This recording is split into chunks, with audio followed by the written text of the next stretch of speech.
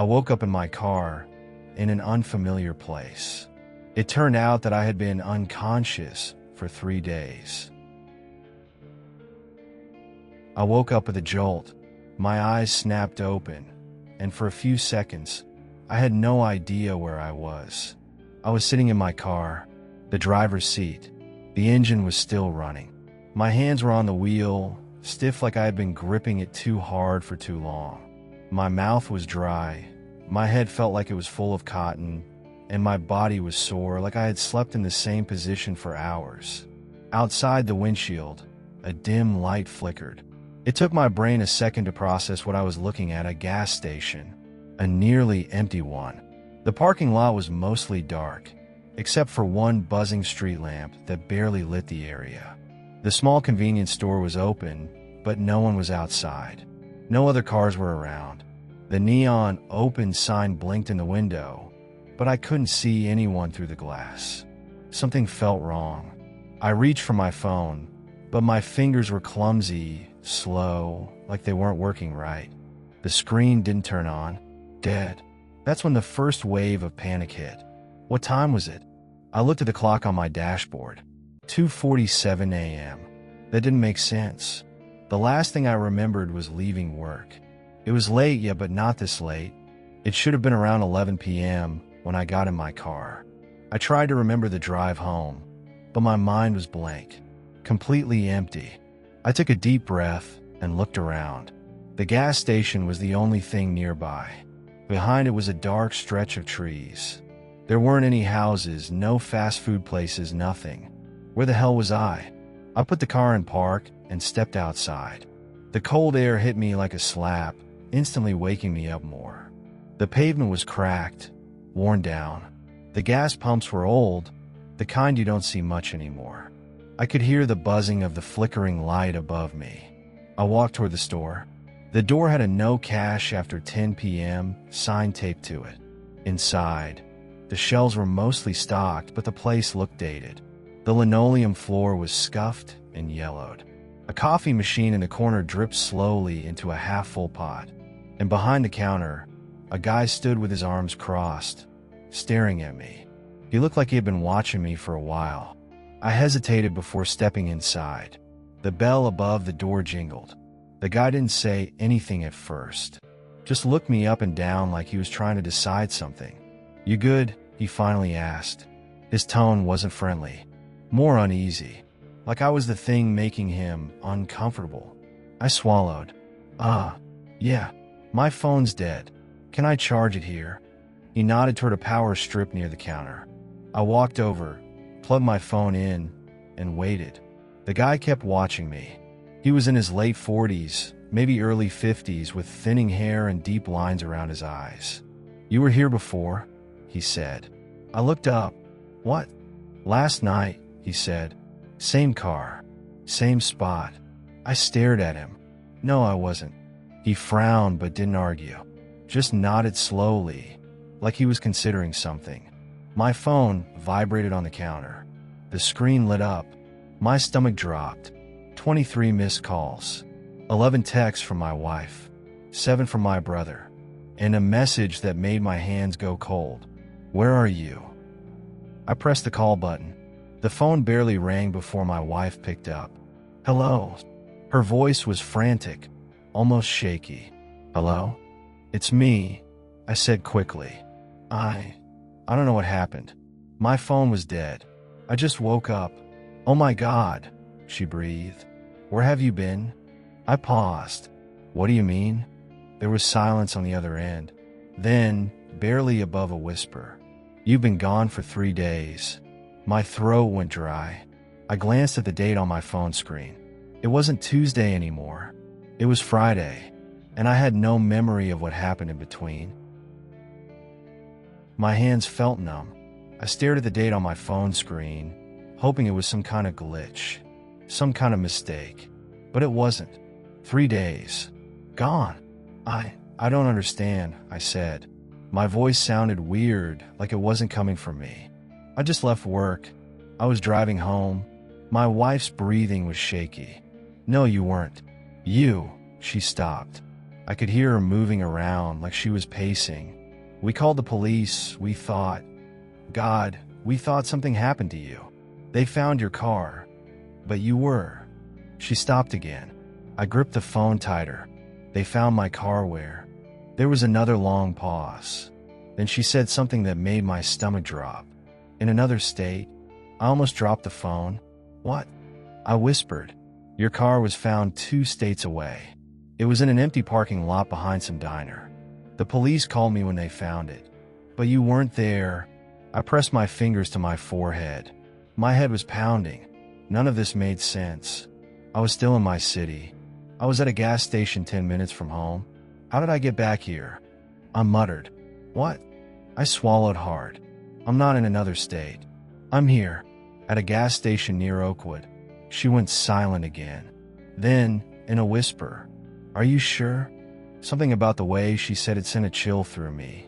Yeah, I just woke up in my car here. She was breathing fast now. Listen to me. Come home. Now. Don't stop. Don't talk to anyone. Just get here, okay? I hesitated. Why? What's wrong? Just come home.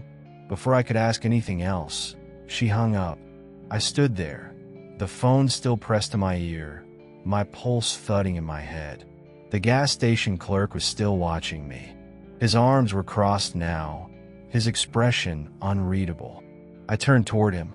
What did you mean when you said I was here before? He didn't answer right away. Just glanced at my car through the window, then back at me. You came in last night, around the same time. I shook my head. That's not possible. I wasn't even. I saw you. His voice was firm. Same clothes, same car, same dead look in your eyes. A weird chill ran down my spine. What did I do? He hesitated again. Then, you just stood outside, by your car. Didn't go anywhere. Didn't buy anything. Just stood there. For hours. I felt lightheaded. What do you mean hours? I asked. I mean, you got here around midnight.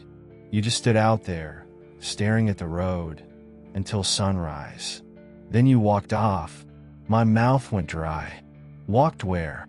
The clerk shook his head. No idea. You just disappeared behind the building. I figured you left. But now you're here again.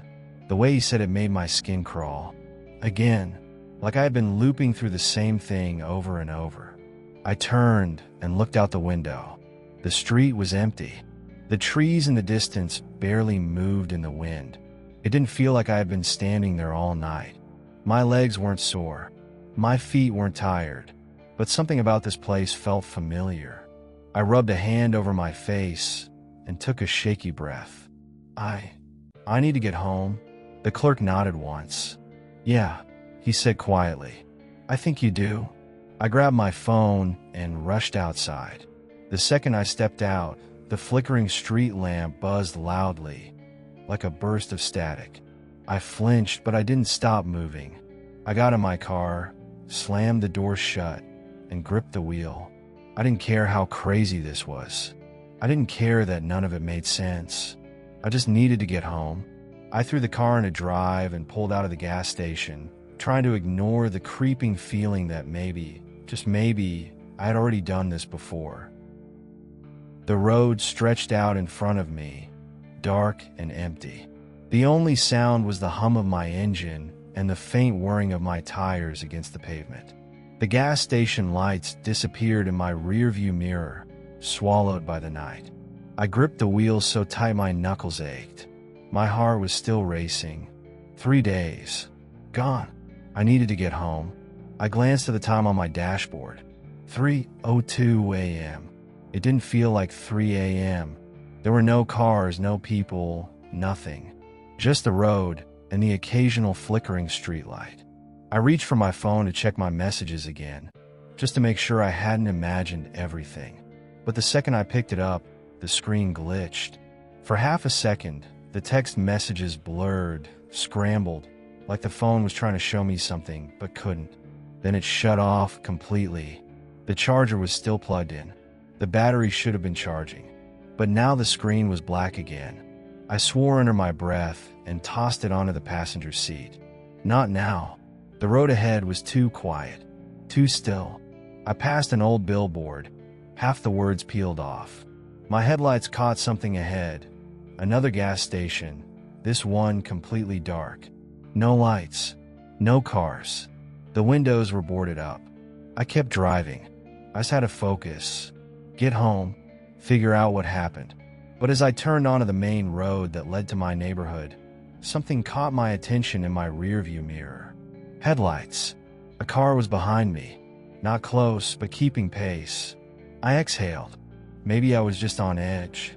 It was just another driver. Nothing weird about that. But a few minutes passed, and the car didn't change lanes. Didn't speed up or slow down. Just stayed behind me, matching my speed exactly. I pressed on the gas a little. So did the car. My hands tightened on the wheel. My pulse picked up. I tried to tell myself it was nothing, that I was being paranoid, but something about it felt wrong. I turned onto another road. So did the car. I switched lanes. So did they. It wasn't a coincidence. They were following me. I swallowed hard and gripped the wheel. My house was only a few minutes away. I could make it. But then, the headlights behind me started flashing. On, off, on, off. Like they were trying to tell me something. My stomach twisted. What the hell was this? I sped up. The car did too. Then, suddenly, they pulled into the other lane, speeding up until they were right next to me. I turned my head. A man was behind the wheel, mid-40s, unshaven. He looked at me with wide eyes and started waving his arm, trying to get my attention. I didn't slow down. I didn't roll down my window. I just kept driving. But then he shouted something. I couldn't hear it. My windows were up. My music was off. But I could see his mouth moving.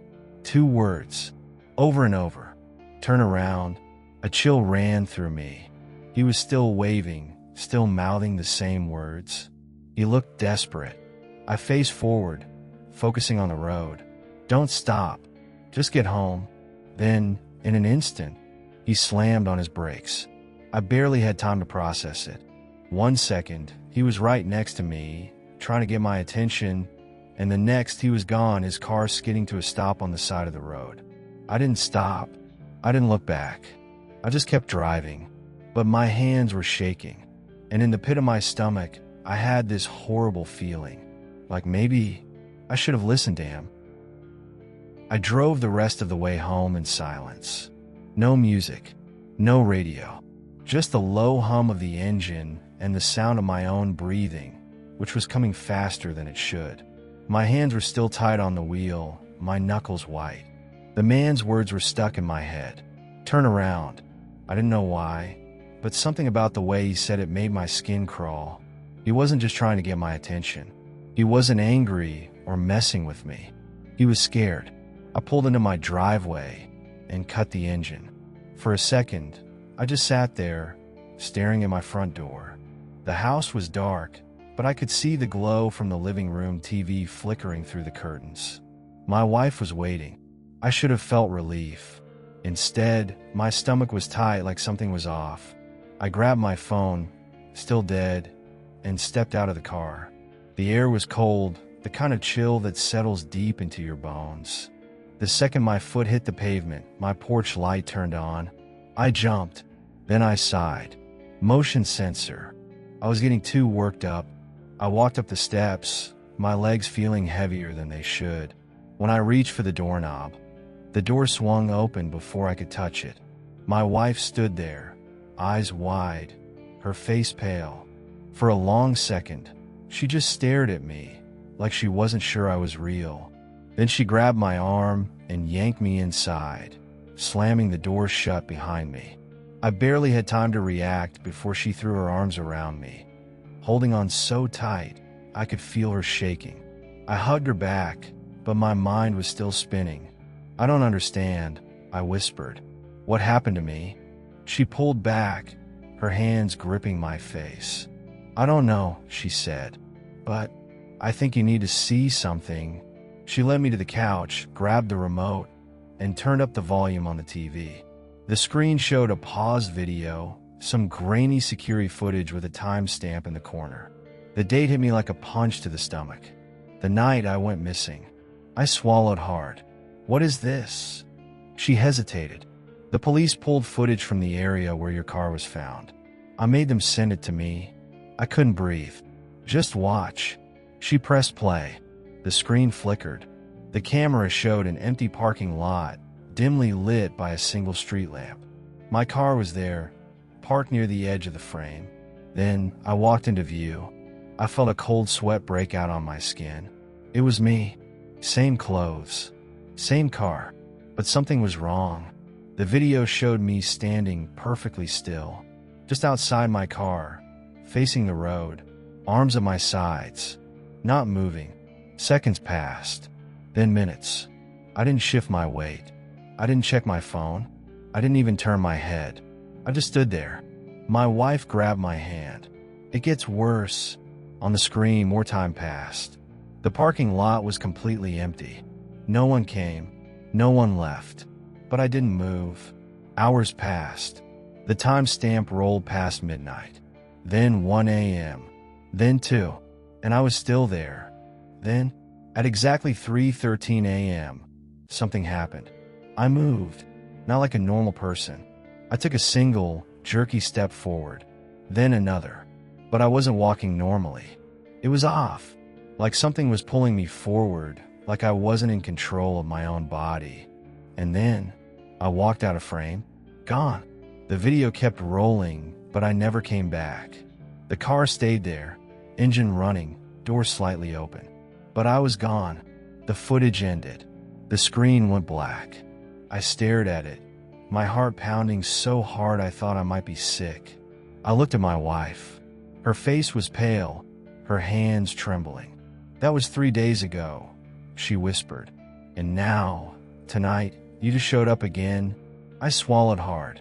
My mouth was dry. My whole body felt wrong. Like I wasn't supposed to be here. Like something was missing. I took a shaky breath and finally said the only thing that made sense. I think something is very wrong with me. I barely slept that night. Even with my wife next to me, even in my own bed, something felt wrong. My body was exhausted, but my mind wouldn't shut off. Every time I closed my eyes, I saw that footage playing over and over. Me, just standing there for hours, not moving, not blinking, like I wasn't even human. And then, that jerky movement, that wrong way of walking. Where did I go? The questions circled my brain until morning. I had to retrace my steps. I had to know what happened. By noon, I was back in my car. My wife didn't want me to go alone, but I told her I had to. I don't know why, but deep down I felt like this was something only I could do. The drive back was quiet. The city streets turned into long stretches of empty road, the same ones I drove every day. The sky was overcast, the trees on either side of the highway standing tall and lifeless. Everything felt too still, like the world was holding its breath. I passed the old gas station where I had woken up. The same flickering street light, the same cracked pavement. I thought about stopping to ask the clerk more questions. Maybe he remembered something else. But I didn't stop. Something told me to keep going. The roads were mostly empty. A few cars passed by, but nothing out of the ordinary. Then, déjà vu. I didn't know why, but something about this stretch of road felt too familiar. Not just an I've driven this way before kind of way. More like I'd been here recently, maybe even last night. I tightened my grip on the wheel. My stomach felt uneasy. A few minutes later, I saw something up ahead, a turnoff onto a smaller road. I didn't recognize it, but my hands suddenly felt sweaty against the steering wheel. I slowed down. Something inside me whispered, "You've been here before." I pulled onto the side of the road and turned off the engine. I sat there for a moment, staring at the empty road ahead. It looked like it led into the woods. There weren't any street lights. No signs. No houses. Just a road disappearing into the trees. My heart was pounding, but I didn't know why. I got out of the car. The air was thick and heavy, like a storm was coming. I walked toward the road. Gravel crunched under my feet. The wind barely moved the trees. I took a few more steps, and that's when I saw them. Footprints in the dirt on the side of the road, leading into the woods. I stared at them, my breath caught in my throat. They weren't old. The dirt was still loose, the edges of the prints crisp, like someone had walked there very recently. And the worst part? The shoe prints were mine. I looked down at my feet, at the shoes I was wearing, then back at the footprints. They were the same size, same shape, same tread pattern. I had walked here before, but I didn't remember it. A chill ran down my spine. I turned and looked at the trees. The footprints disappeared into the shadows between them. I swallowed hard. Something was in those woods, and I had been there before. I didn't want to go in. Every instinct in my body screamed at me to get back in the car and leave. But I knew I wouldn't, because I had to know. I had to find out where I went that night. I took a deep breath, and then I stepped into the woods. The woods swallowed me whole. I kept moving forward, following the footprints, my footprints, even though every nerve in my body screamed at me to stop. The deeper I went, the quieter everything became. No birds, no rustling leaves, no wind, just silence. The air felt thick, like the forest itself was pressing in on me. My legs felt heavy, but I forced myself forward. I had to know. I had to see where I had gone that night. Then ahead of me, the trees parted slightly, and I saw it. A clearing, dead grass, a patch of dirt, a single, rusted street sign, half bent, unreadable, and in the middle of it all, someone standing there. I stopped. The figure was motionless, dressed in dark clothes, their posture stiff, their heads slightly tilted, like they were listening. I couldn't move. I couldn't even breathe. Then, you came back. The voice was low, scratchy, like it hadn't been used in a long time. It sent a shiver down my spine. I forced my mouth to move. Who are you? The person stepped forward, and the moment their face came into the light, the world tilted beneath me. It was me, or at least something that looked like me, but it wasn't right. His skin was pale, stretched too tight over his face. His eyes were darker, sunken, like he hadn't slept in years. His hair was messy, wild, sticking to his forehead as if he had been sweating. But the worst part?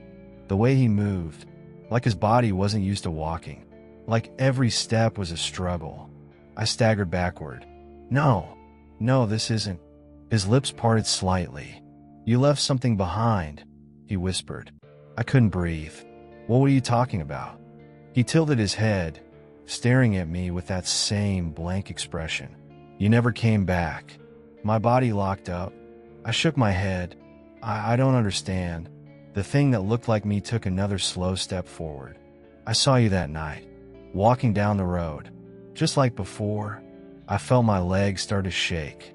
Before, the thing didn't blink. You're not the first. I felt sick. Everything inside me screamed this is wrong.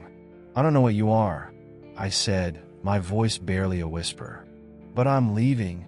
I turned to run, but the second I moved, something shifted behind me.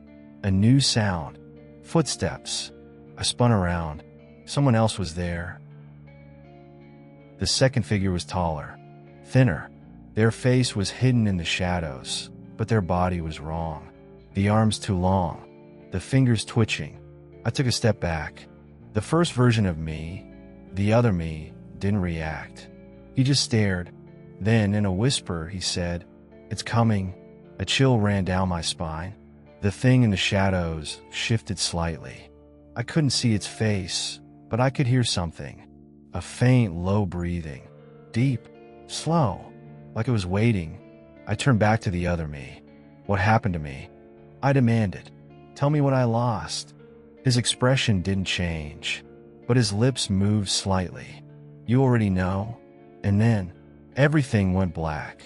I woke up in motion. My eyes snapped open, and I realized I was walking. No, being pulled. I couldn't move my arms.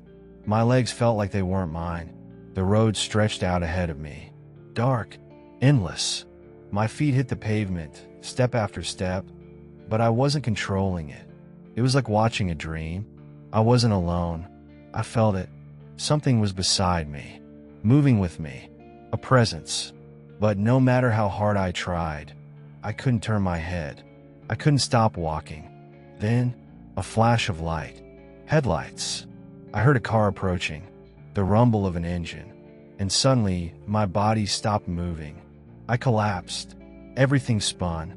The road, the sky, the world. And then I woke up in my car. Again, the moment my eyes opened, I knew something was wrong. The sky was bright. Early morning light spilled through the windshield, hitting the dashboard in soft, golden streaks. Birds chirped faintly in the distance, but my dashboard clock said something else. 2:47 a.m. I stared at it, my breath coming fast. No, that wasn't possible. The sun was up. I had been gone for hours, maybe even another full day. But the time said I was still trapped in that same night. I grabbed my phone with shaking hands. The battery was dead. Again, I tried to start the car. My fingers fumbled against the key, twisting it hard. Nothing. No sound. Not even a click.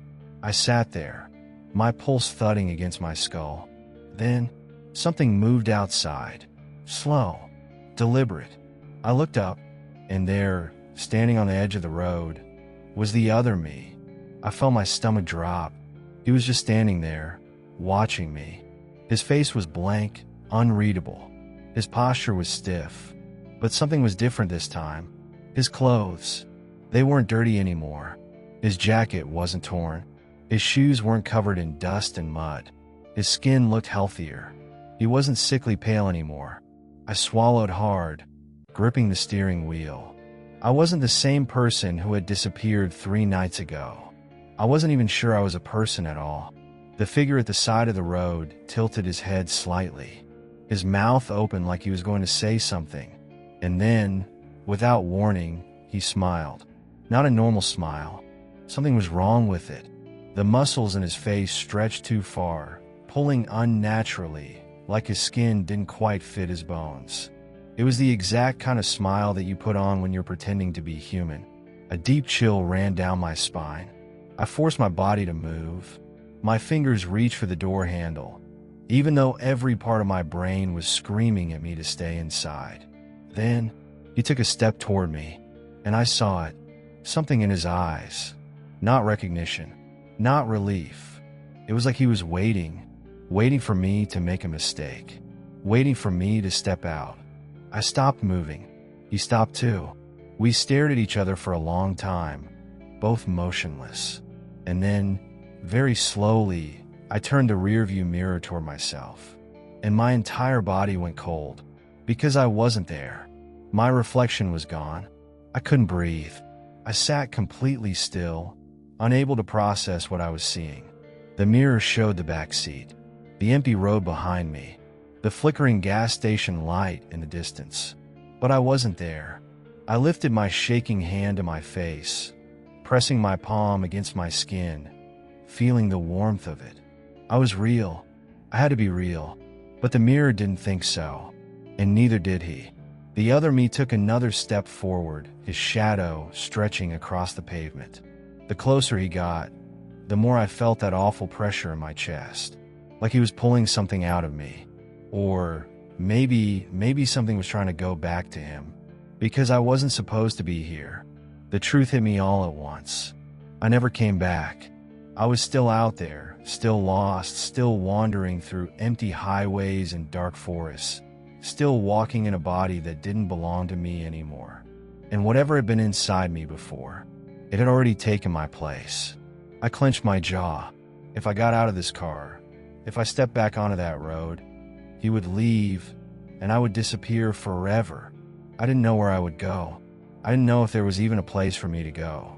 But something told me that if I let him walk away, if I let him get back into my life, nobody would ever know the difference. Not my wife, Not my family. Not even me. I gripped the steering wheel harder. I didn't know how much time I had. The other me kept staring, his blank expression still stretched into that unnatural smile. I could feel him waiting for me to give up. And for the first time since this nightmare started, I realized something. I had been fighting to understand what happened to me. But maybe some things aren't meant to be understood. Maybe I wasn't supposed to remember. Maybe I wasn't even supposed to be here at all. I took a deep breath, and then I locked the doors. The other me didn't react. He just tilted his head a little more, like he was amused, like he already knew what was going to happen next. The last thing I saw before I closed my eyes was his reflection in the windshield. And this time, he wasn't smiling. What really happened to him during those missing 3 days? Did something take his place? Or was he never supposed to come back at all? Stories like this make you wonder. How many people walking among us aren't really them? Maybe we'll never know. If you have a story that's just as terrifying, send it to us by email. We'll make sure to share it in our next videos. Stay safe, and make sure you're still you.